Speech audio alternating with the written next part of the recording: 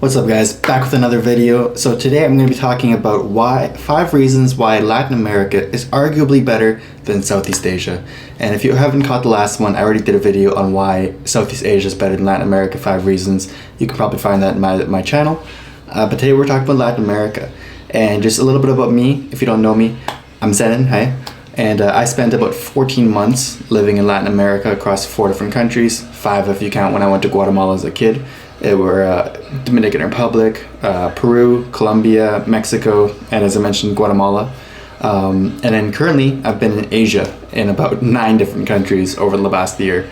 So I have a pretty good idea of what the pros and the cons are of each country. And I'm just going to give you a quick overview of why some people might choose to go South America instead of Southeast Asia. So let's get right into it, guys. So number 1, the time zones. So this is a big one.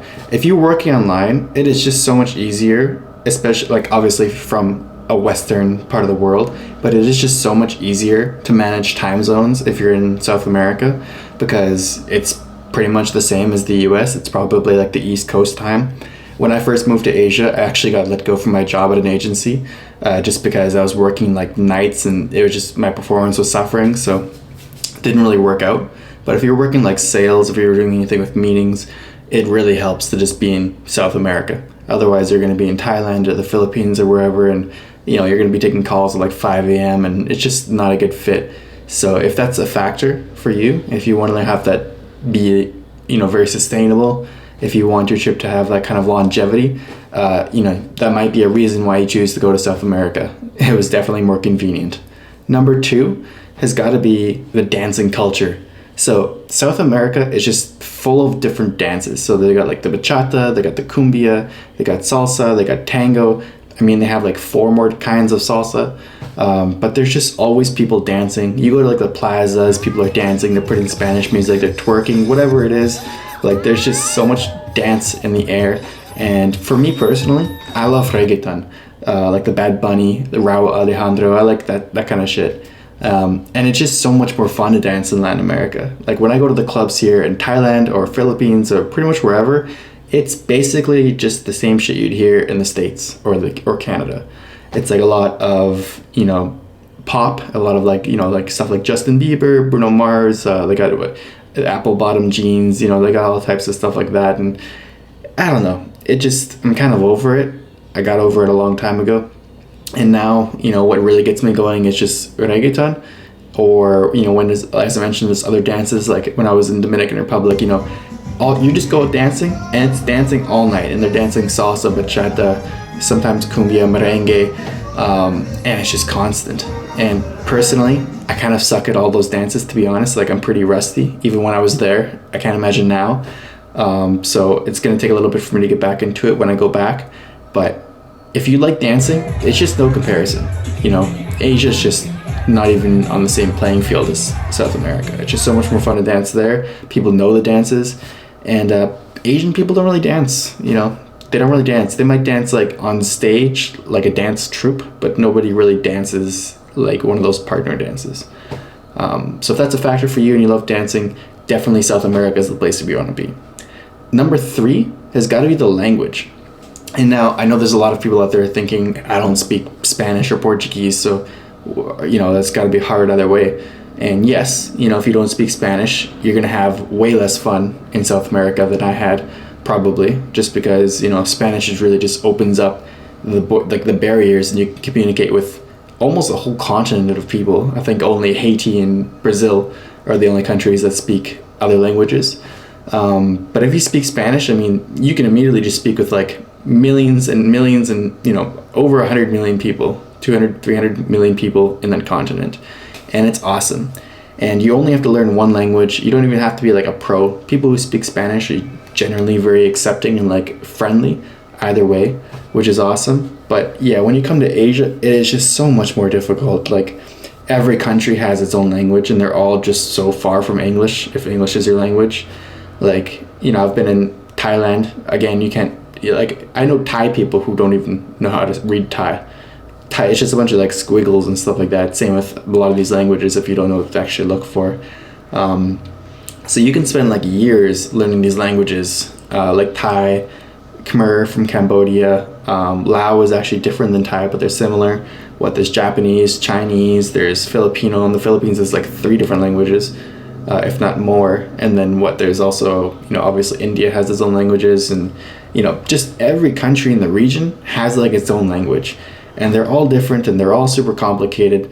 And it kind of puts barriers into your ability to get to know people locally. And so when I went to Thailand, even though I was there for like 7 months, I just didn't really meet that many local Thai people, just because they speak very little English, and I obviously speak like basically no Thai. And then when I went to Vietnam, same thing. Like, you can talk to people, but it's very, very low levels of communication, very transactional. Like, they might know how to take your order and pay you and stuff like that, but they're not really going to have like a conversation with you. So if you actually want to talk to people, and a little bit of Spanish, or you're willing to learn, like, Latin America is just so much better in terms of being able to communicate with people. And this ties into nicely with reason number 4 why South America is better than Southeast Asia, which is the ease of making friends with the locals. So this doesn't apply to everywhere. A lot of places in Southeast Asia are very nice and friendly, like the Philippines, where I'm right now. People are very friendly, and they're curious about you. They're really receptive, and yeah, they're some of the warmest people in the world. But by and large, I would have to say that South American people are a little bit more like friendly and kind of outgoing. Like, people in Thailand and Vietnam, in these other countries, they're like polite, and they're very nice and like respectful, but they're very much like stay in their own lane. You can have a whole day of adventures around. You can be walking everywhere, and you might not even get people like giving you a second glance or trying to talk to you at all. Whereas in South America, like, people will kind of like, not necessarily as a bad thing, but they'll poke into your little personal space a little bit more. So they might be talking to you, like saying good morning, how are you? Like, they might be just go up to you and start talking to you or something like that. They're not as afraid of breaking down those barriers between everybody's own little personal space. Which, probably not everybody likes that, but personally I'm a little bit more extroverted, so I find that a little bit more enjoyable. And so if you like to actually make friends where you're going, and you want to get to know some local people, I've just found South America to be very much more inviting as a whole. As I mentioned, there are exceptions, but the language barrier and the differences in culture, I would have to say that, South America is for sure more friendly and more welcoming, and it's just easier to make friends with locals.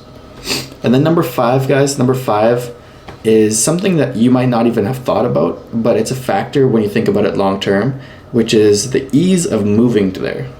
So with a lot of places in South America and Central America, even North America if you count Mexico, sometimes you forget that it's not South America or Central America, but it's just so much easier to move there on a permanent basis.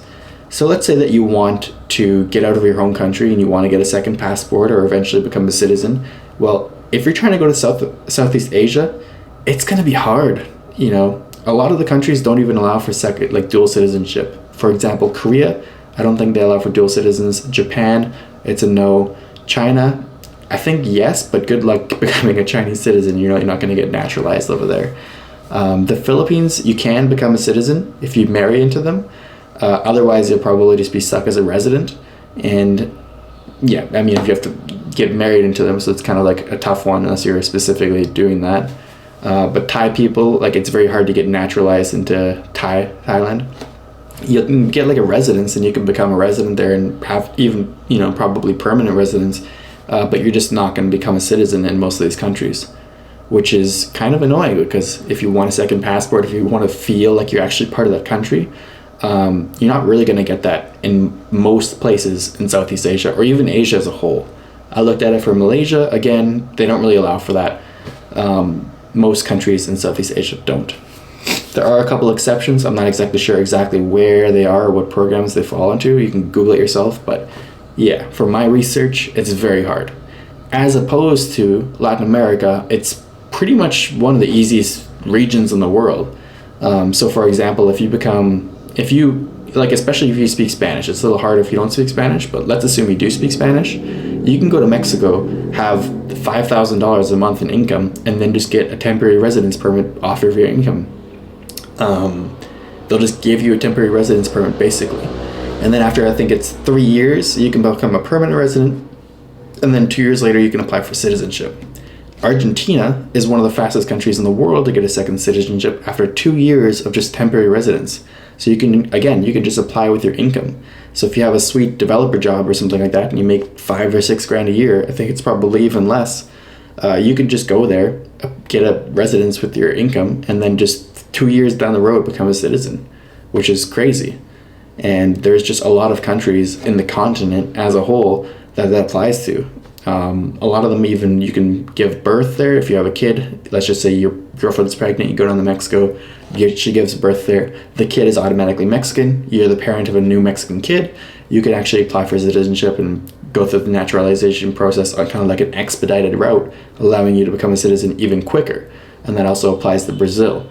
So if you actually want to feel like a true part of that society, if you want to move there long term, it's just going to be a lot easier to go to South America than it is to Southeast Asia, especially if you speak Spanish. And yeah, that's pretty much the 5 reasons that I would outline as the top 5. There are a couple other reasons, obviously. It really depends on a personal preference to the most part, but if you're looking at me, those are the 5 factors that I would consider, because cost of living and other stuff like that is largely comparable. But that's all I have time for today, guys. Catch you in the next one. Thanks for listening. Like and subscribe. I appreciate it. It means the world to me. Talk soon. Later.